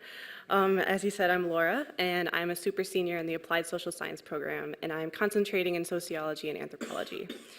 So I originally switched into the program after I took a class about food access, because I really felt that what I was learning could be applied directly to my communities. And after I switched into the Applied Social Science program, I heard about the Lakes REU program from a class with Dr. Paulson. And so I applied and was accepted to the anthropology project. So this meant that I was able to interview community members for the entire summer and ask them open-ended questions about how they've seen the lake health and how it's been changing and indirectly and directly impacting their lives. But I wasn't the only one asking questions. They asked me questions a lot too. And the one that I heard the most was, so have you fixed it yet? And I kind of felt like a broken record saying over and over, yeah, we have to support our local farmers and we need to involve the community in the solution for it to be a sustainable solution. And as annoyed as I got with myself and hearing that response in my own voice, I realized that this was the important part of the project, was really connecting with the community and involving them. So my experience at Stout and in the Lakes REU program has not been driven by the idea that I would become an economic unit. It's been about learning to think critically and working with my peers and listening to the communities who are most impacted by a problem to create sustainable solutions so that we can change our communities for the better. And while I have the privilege of speaking to you, I would urge the board to consider the full ramifications of the free speech policy, to listen to the students who are impacted by that policy. And I would like to invite you to read the statement made by the Stout Student Association. Thank you.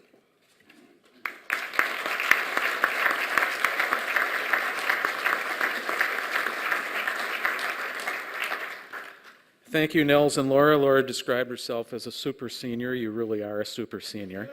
And Nels, you're a super faculty member. Don't want to leave you out either. Spotlighting successful alumni could really be the longest part of my presentation, but it won't be.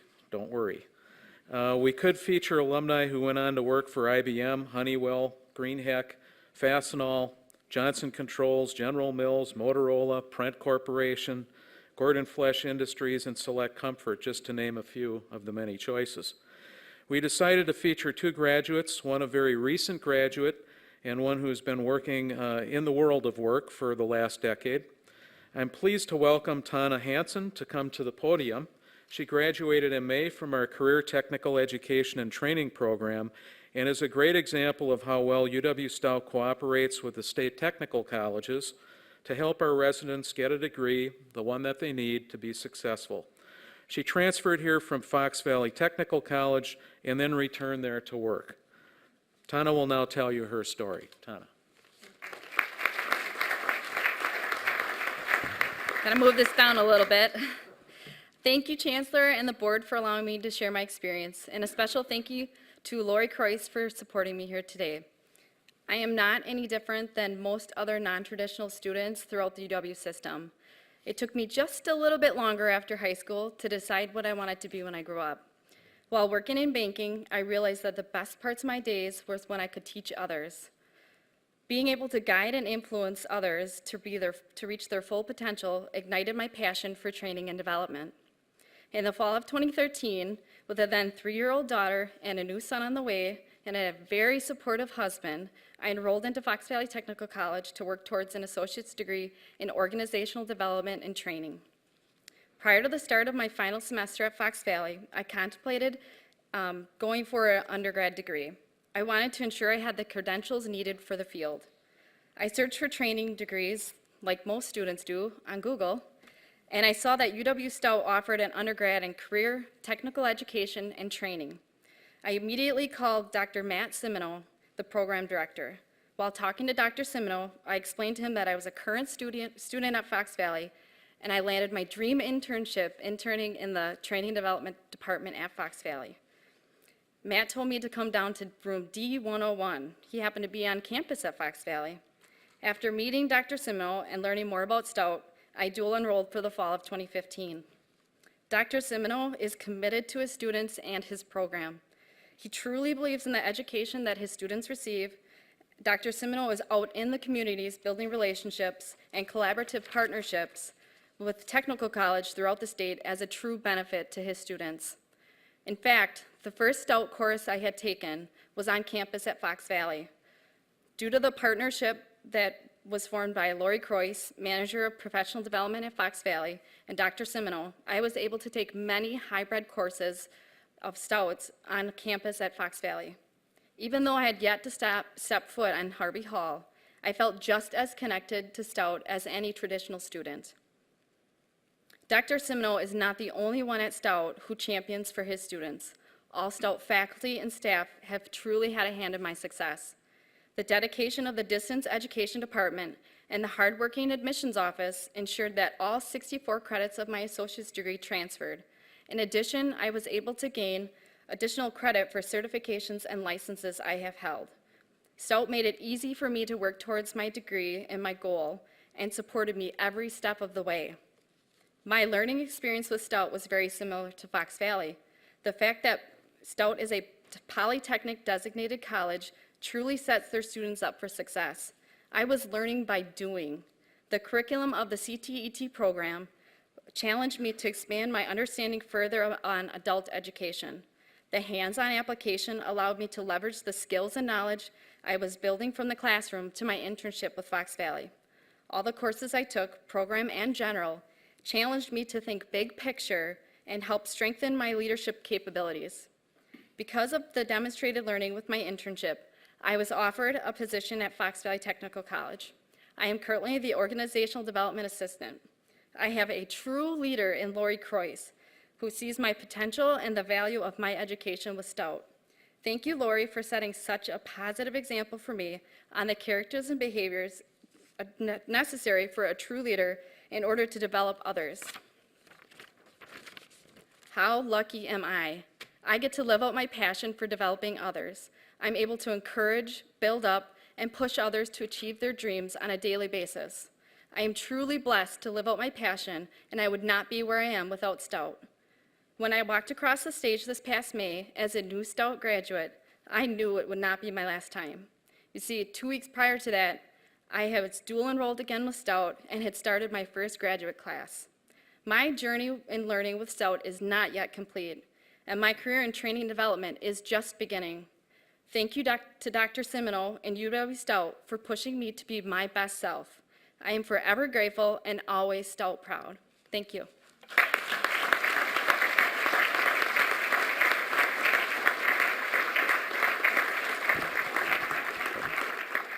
Thank you, Tana.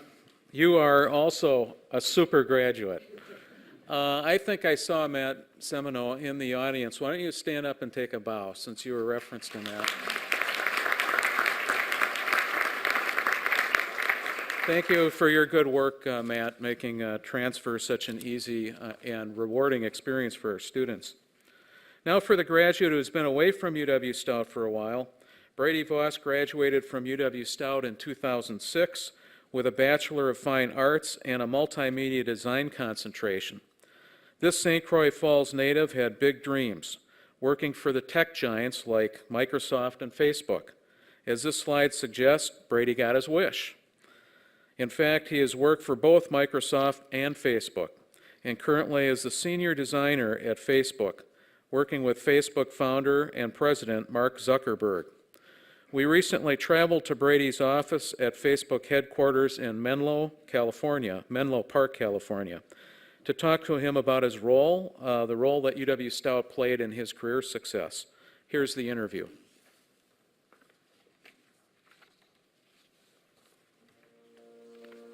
My name is Brady Voss. I graduated from UW-Stout in 2006, and I am a product designer at Facebook. So I always kind of had this right brain creative thing going on. I wasn't aware of it. You know, growing up, like you kind of don't always pay attention to that thing. You just kind of do the things that you love, right? But my friends and family recognized it. And we knew that Stout actually had a pretty solid reputation for being one of the better art programs around the upper Midwest. I ended up not actually taking that many art classes throughout high school and just my early education. So I was a bit worried when applying, like, hey, I actually don't have a lot to show as far as a portfolio of anything. I actually didn't know if I needed a portfolio, maybe didn't even know what a portfolio was. But what I did is I ended up just really digging into like what the graphic design program was. And I reached out and just kind of shared my passions and like why I thought, like, even though I don't have a lot of artwork to show, like why it made sense for me to be in that program and why I should be accepted into it. And it happened to work out very well. And you know, it was a lot of friends and family that just kind of pushed me to get to that point. And yeah, I'm very glad they did that, so very thankful. I really appreciated how the faculty pushed me to think about things differently, meaning I had to take courses that I honestly didn't see the true connection between 3D animation or interactive design and like a presentation where you take markers and work on the shading and the depth of rooms and perspective. But now you totally need every one of those skills to like be truly good at what you're doing, to like shape, form, color. To take a lot of that and to put it into one beautiful composition, you have to understand why those elements are even there in the first place. So I love that the faculty pushed me to think about literally the basics all the way through the advanced skills, which then you apply to everything that you learn in the future, whether it be photography, animation, charcoal drawing. And a lot of those skills are so broad, in a sense, that I look back and I appreciate having to learn those skills. I'm a huge advocate for hands-on learning. I mean, there's no better tool. And actually, looking back, the things I remember the most are seeing a lot of the industrial design students foaming or like carving the foam and creating like physical shape. I remember seeing the interior design students actually putting together mood boards and their different materials they're using. And we would actually have so many classes where we would actually walk into our 3-hour block and first thing we'd do is sit down and just start working on our projects. And the reason that it's actually so valuable is because like I'm doing the work myself. Like we would start the class maybe with like 15 minutes of like, hey, here's some new things to consider, some new tools in the software that we're learning. But the only way I'm truly going to learn how to use it is by using it and clicking the mouse myself. And honestly, that is what exploration is kind of what guided me to learn the most. One of the biggest things that I'm pretty sure I've said at every single job I've had since graduating is that a lot of people in design came from either a web design background, a developer background, or a true like graphic design background. And that was part of just the timing of our industry.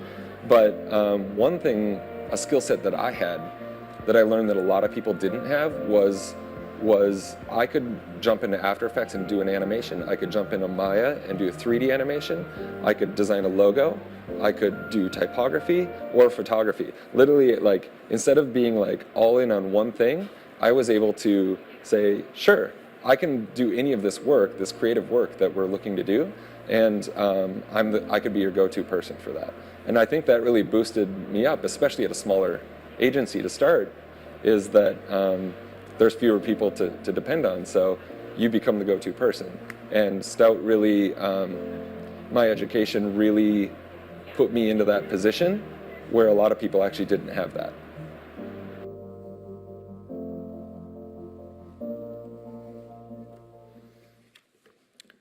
One of the first things I did after becoming chancellor in 2014 was to challenge the campus to help double the size of the assets held by the Stout University Foundation. I'm happy to say today that we are well on our way to succeeding with the first comprehensive fundraising campaign in UW-Stout's history. The Pathways Forward campaign is intended to raise $35 million by June 2020, and we hope to exceed that amount. We have already reached the halfway point on the campaign and tentatively plan to start the public part of the campaign a year from now. The campaign focuses on three major fundraising areas. The first major campaign focus is on improving the student experience, and it's intended to make UW-Stout more affordable by increasing scholarships, creating incentives for research and fellowships, to recruit and retain diverse faculty and staff, and provide faculty professional development opportunities to create more exceptional learning experiences. The second focus area is to support learning environments, to produce more career-ready graduates, create learning environments that mirror the evolving workplace, and provide adequate funding for laboratory upgrades and improvements. And the third focus area is to invest in program innovation, to expand cross-sector collaborative partnerships, grow and expand majors and minors that meet workforce needs, and remain relevant in an ever-changing work environment.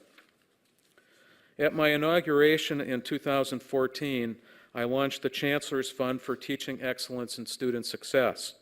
This fund has attracted well over $100,000 in donations and currently stands at $91,900. Because of this funding, we were able to support 91% of the proposals that were submitted for faculty and staff professional development.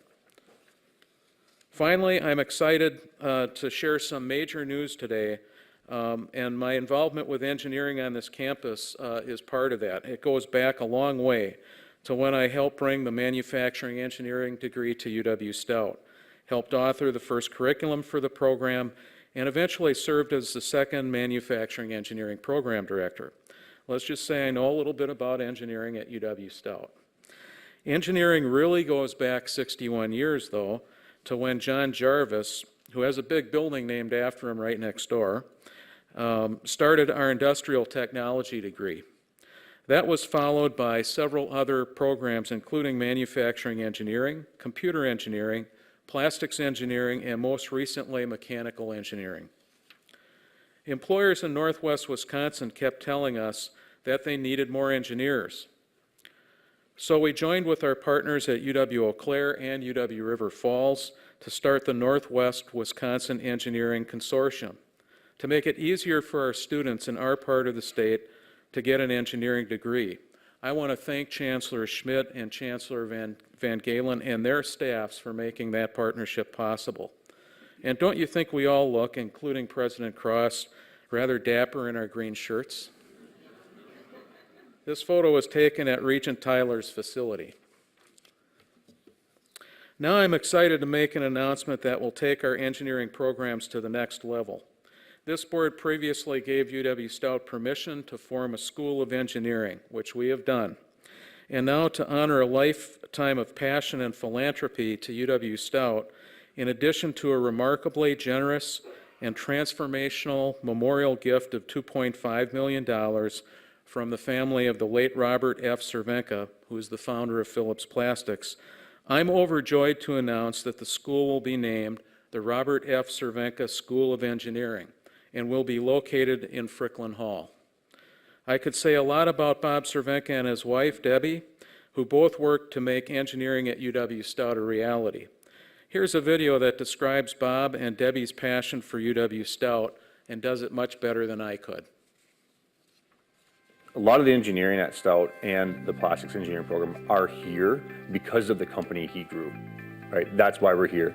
The entrepreneurs who started in their garage and then built it into a great manufacturing empire, those were the true industrial leaders, and Bob Cervenka fit in that mold very, very well. Through Bob's philanthropy, he really helped Stout realize that engineering could be a successful conduit to people having really good job opportunities. He would be very, very excited about how well engineering has grown at UW-Stout, and he was instrumental in making that happen.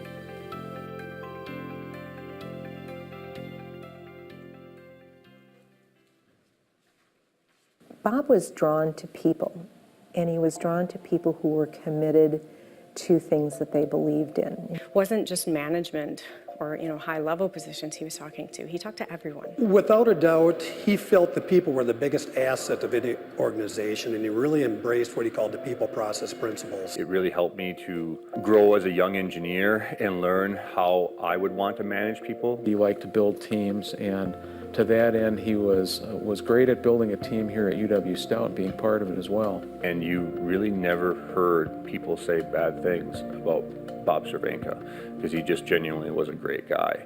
He started a plastics injection molding business in Phillips, which grew to be hugely successful. Phillips Plastics has been engaged with UW-Stout for a long time. When we started working in the Menominee area, we found that UW-Stout was graduating a tremendous amount of hands-on capable engineers. I was a graduate, went into the engineering and training program. It's just been a fantastic relationship with Phillips Medisize and UW-Stout, collaborating back and forth. The idea was that what we were going to try to do is bring engineering to the campus. He was really substantial in giving significant support to help us build labs. Helping to build that infrastructure was really, really important for getting us off to a good start. We started with manufacturing engineering earlier in 1994. Now, we've evolved from manufacturing engineering to computer engineering, plastics engineering, and the latest one, mechanical engineering. There's quite a legacy that he has left here for UW-Stout and now ultimately for the School of Engineering. I envision what this school will do for UW-Stout will create a higher level of acceptance in the marketplace. The School of Engineering adds a level of legitimacy to what engineering is at this institution. When you say, hey, I'm a professor at UW-Stout or I'm a graduate of UW-Stout, that they go, oh, wow, that's really cool. You must have a great job, or I want to hire you, because they recognize it. It will definitely attract more students, faculty, and staff. It will also positively influence the local economy. To be able to work with the university, with the different professors there, is just going to really benefit the area immediately. And for students in the region, it really means more opportunities to get into a high demand, high paying career field. Having an engineering program at UW-Stout, where one of our largest campuses is, we're very supportive of that. Bob Cervenka's impact has been indescribable. I think it's a recognition that engineering has come to stay here at UW-Stout. I think it's fantastic and long overdue, just with the way industry and technology is growing in the region. He's achieved really a legacy here at Stout that's been sustained, and to have his name on that school is extremely appropriate. I think it's a wonderful thing for Stout and for Menominee and the state of Wisconsin.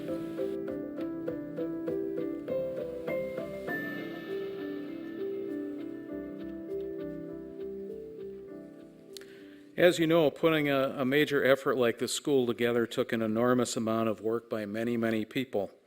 I don't have the time to personally recognize everyone. However, I would like to thank Vice Chancellor Mark Parsons and his staff. He heads up our foundation efforts.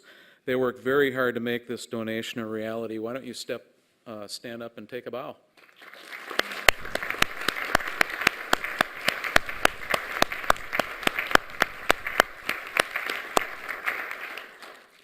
Let me also recognize our Provost, Patrick Guilfoyle, Associate Provost, Glenda Lee Rodriguez, and Dean Bomar, and others from the engineering area for their work on the donation and the school. Thank you. That brings me to the end of my presentation. I can't tell you what an honor it is for me to appear here before you today and describe as best I can what UW-Stout is special for me, and try to convey a little bit of my deep love that I have for the institution. Thank you for listening, and I hope you have a great meeting and a great evening as well with our gala. It's going to be great. Thank you.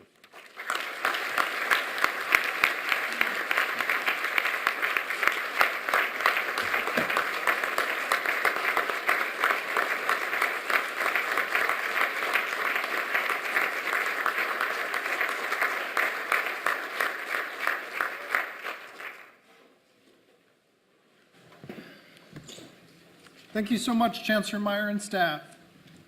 On to the next item on the agenda. I'll now call upon Vice President Peterson to present the motion to move into closed session.